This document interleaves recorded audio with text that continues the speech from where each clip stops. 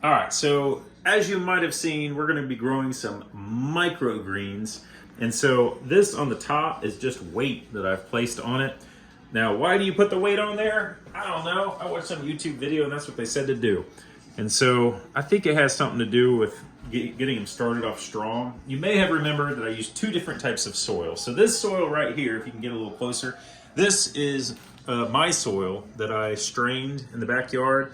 It made it really fine, and you can see that the microgreens are starting to sprout pretty good in here. And then this soil here is Danielle got from an expensive, I don't know, some place that I never go, and got some $12 organic soil. So I planted them this same way. Now I just want to show you what I have to do. It's been 2 days. After about 2 days, I'm going to go like this, kind of like I did the last time. I'm just going to water them. Now there's two trays here. The one that they're in, the microgreens, it has holes in the bottom of it, and so the second tray down on the bottom does not have holes.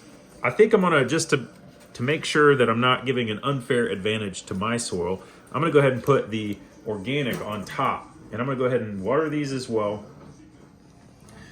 So after you water it, then we don't need to have these things under light yet, by the way, so I just have them kind of sitting out where it's kind of handy to water them. But I'm gonna go ahead and put the weight back on top of these.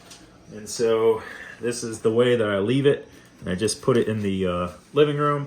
And after probably another 2 days, you're gonna see a whole lot has happened. And then we should be close to putting them under the grow light in the basement. And we'll see how these things turn out.